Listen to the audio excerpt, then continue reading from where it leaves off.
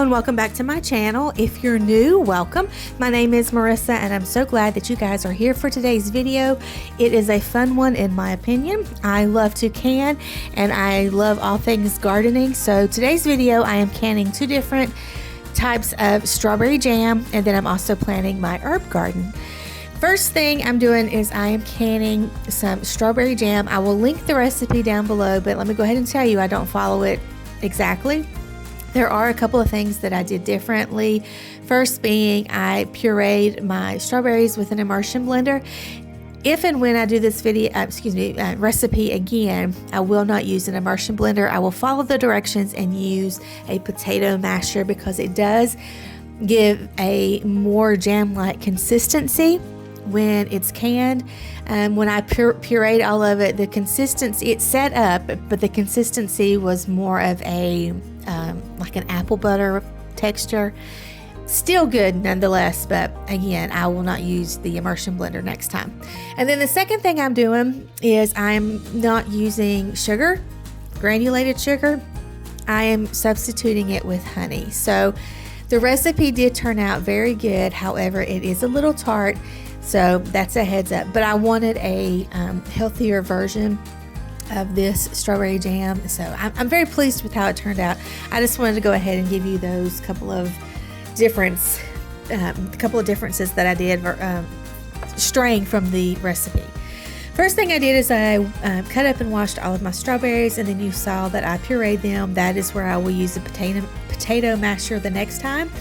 And then I am following the recipe. I think it called for 1/4 of a cup of sugar, which I used honey, and then some lemon juice, and then I'm using Sure Gel.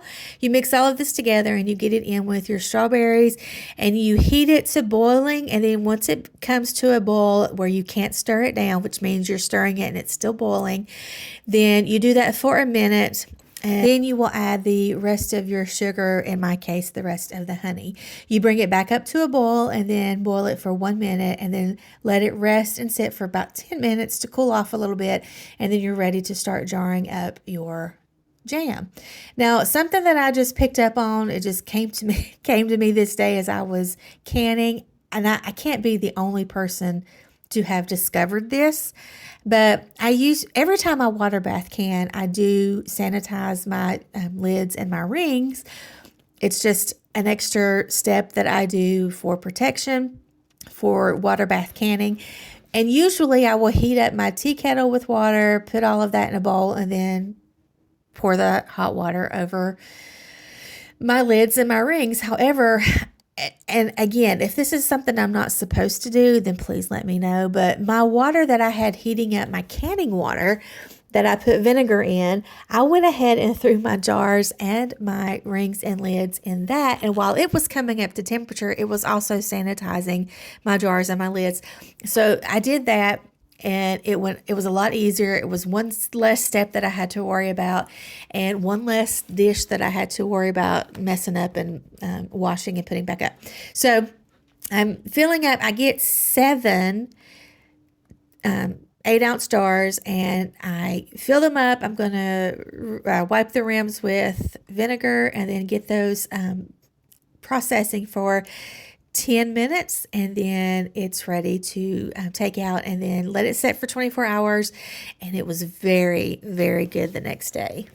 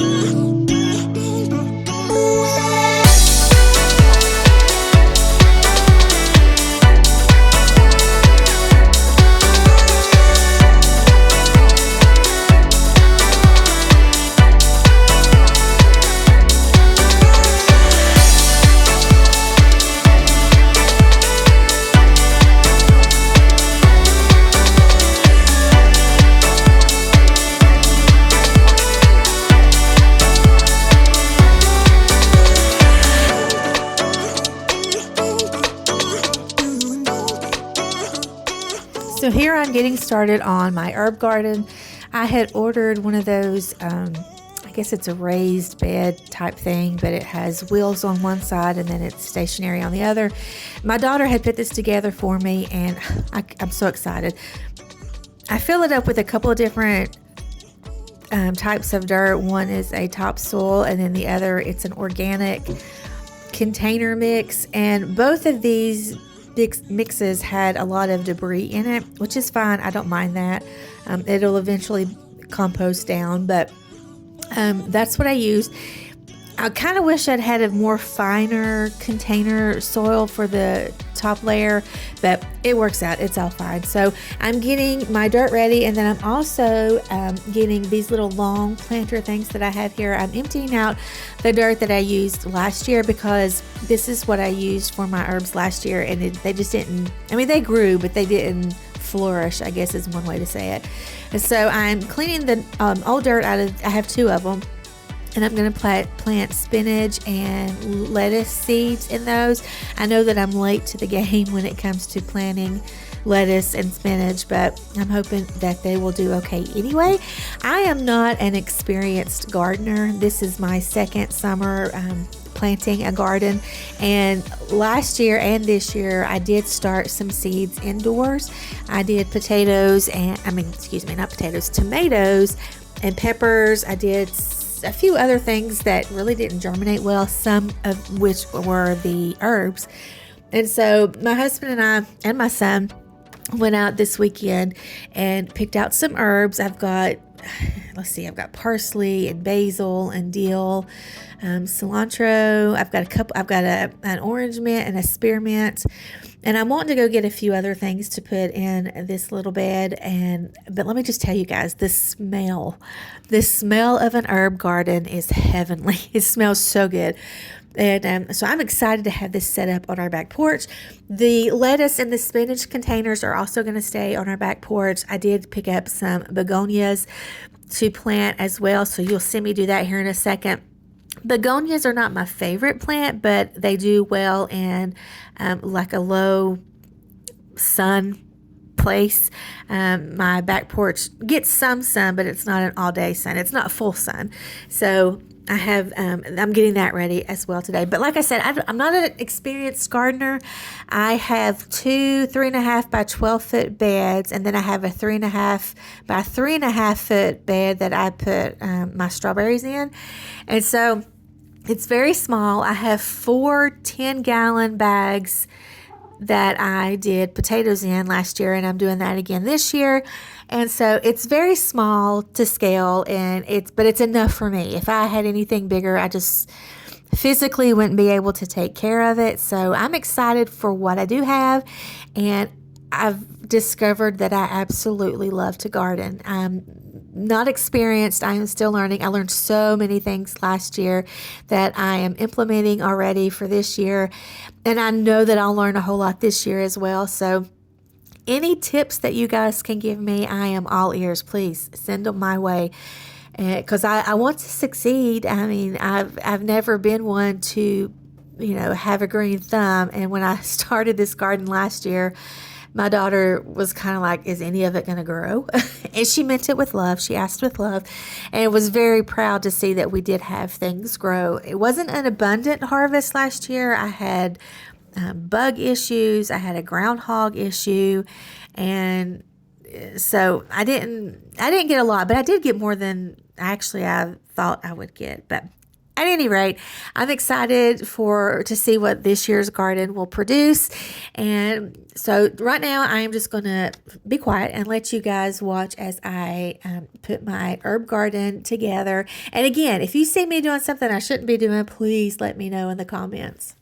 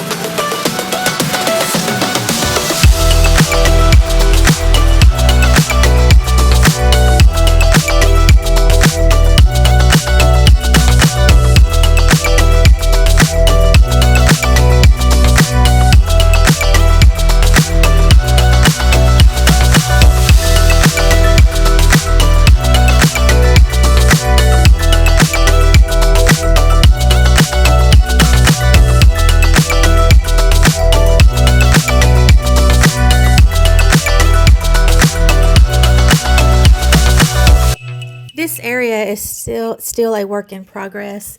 If you can see behind me over there in that back corner, we have a lot of stuff just piled up. I've got a lot of my gardening stuff in the corner over there. And actually that table, there's a table and 2 chairs. The table came with 4 chairs, but 2 of them are in our garage because we really don't use this table and chairs. So we're thinking about taking those out, and we can't decide if we want to get like a picnic table or a swing or like one of those glider rocker things. We don't know yet. We're thinking about it still, but at any rate, this is a work in progress. I still have lots of things that I need to do to fix up our back porch. I mentioned it last year, but it's been a while since I made those videos. But this is actually my favorite place to be during the spring and summer and some of fall, actually. I just love my back porch. It's a screened-in back porch. We've had it for about, I don't know, maybe 15 years, a little more, a little less, I don't know. And I just love, it's very peaceful back here, and I get to sit and watch my flowers and my garden now. And that may sound boring to some of you, but it is relaxing to me, and I really enjoy doing it. So this area will get a whole new makeover before it's all said and done.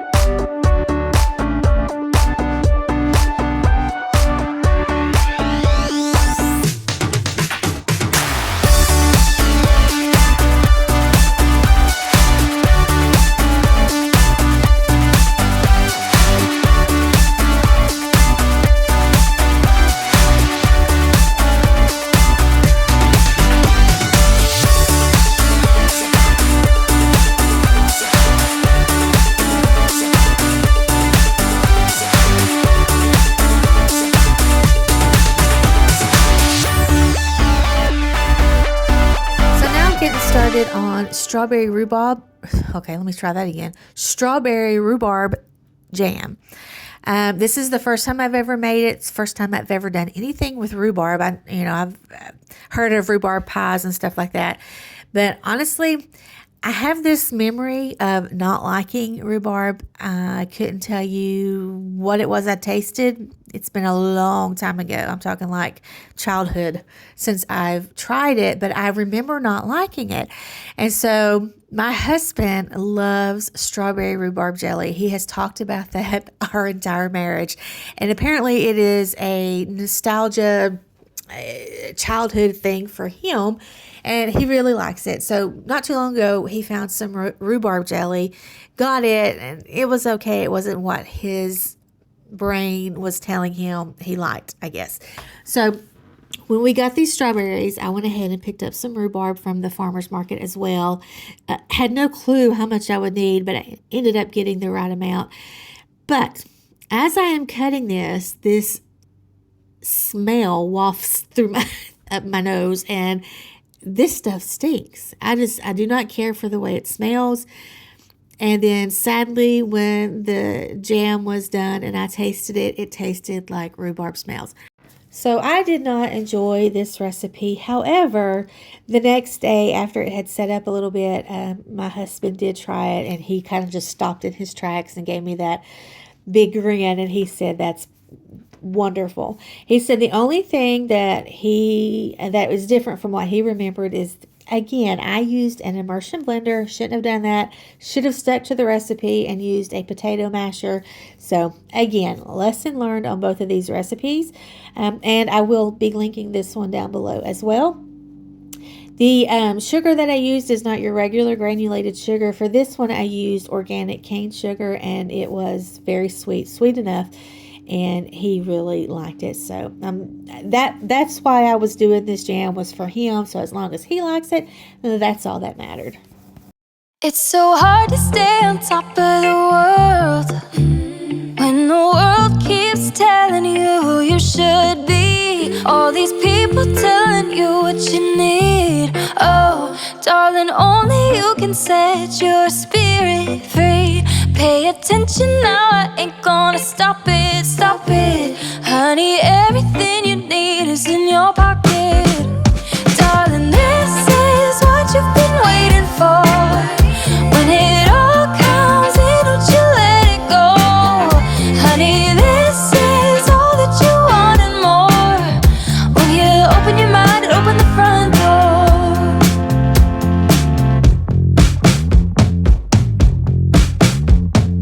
Only one thing I know is that good things happen when you lose control. A real change inside my soul.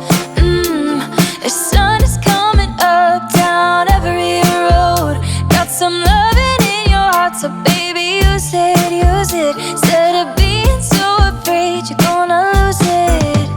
Darling, this is what you've been waiting for. When it all comes in, don't you let it go. Honey, this is all that you want and more. When you open your mind, open the front door. If you could let it go and let it happen, what you'll find is a little bit of magic. You gotta let it go, just let it happen. Start a cycle, a chain reaction. This is what you've been waiting for.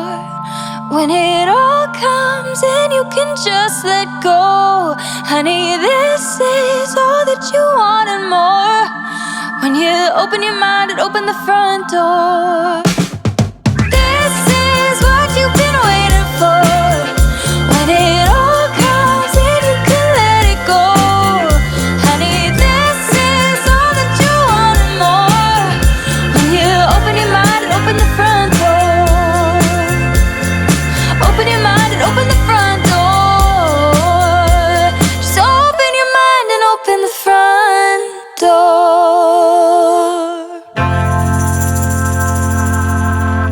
I'm not going to talk you through this part of the video because honestly I can't remember what all I did, but it's very similar to the strawberry jam.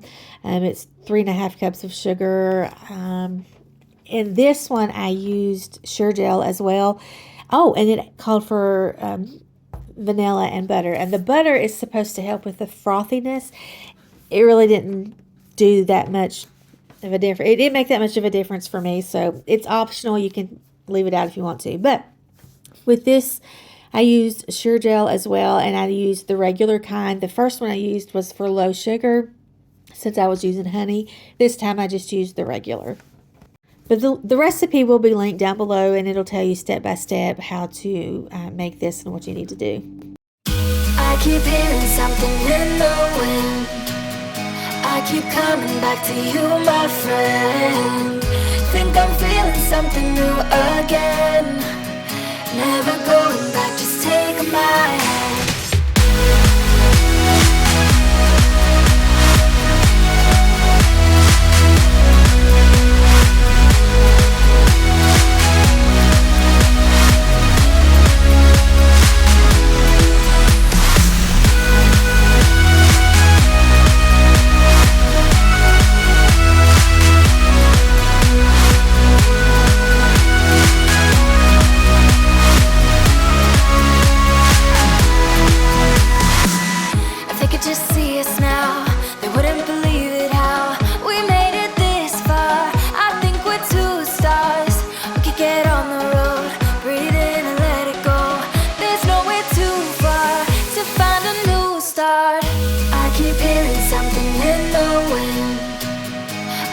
Coming back to you, my friend.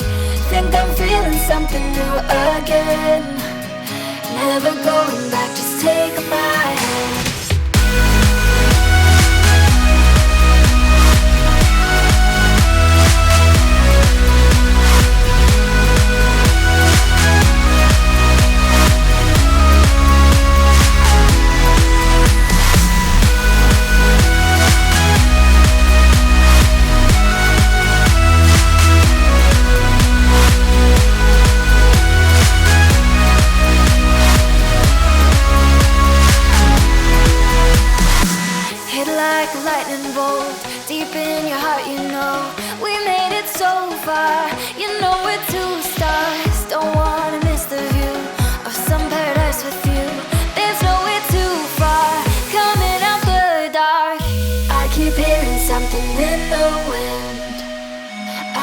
coming back to you, my friend.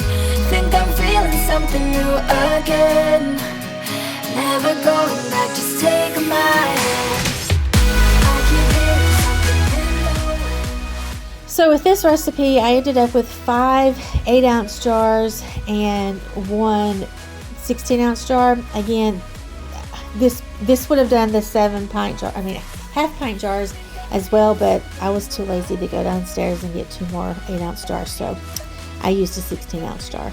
I did have to fill this up with more water because you want to make sure you have at least an inch of water over your jars, and then again process these for 10 minutes. It's the same as the first recipe. You do need to check your area for the your altitude and stuff to see how long you need to process your jam. This was a lot of fun. I love to can, and it's getting like hot and heavy into the season coming up, and so I'm looking forward to all the canning. And I actually still have some tomatoes downstairs in the freezer from last year that I need to process, so I'll be doing that soon, hopefully, Lord willing. If you guys like this video, please give it a thumbs up. If you haven't subscribed, I would love you to subscribe, especially if you like content like this, because canning season is upon us and I will be doing all the things. I cannot wait. I'm so excited. But I also do cooking videos and cleaning videos. I'll do day in the life videos, just a little bit of everything. So if that sounds like something you'd be interested in, I would love you to subscribe and come back and hang out with me some more. I hope that you guys are having a great day, a great weekend, and until next time, I will see y'all later. Bye.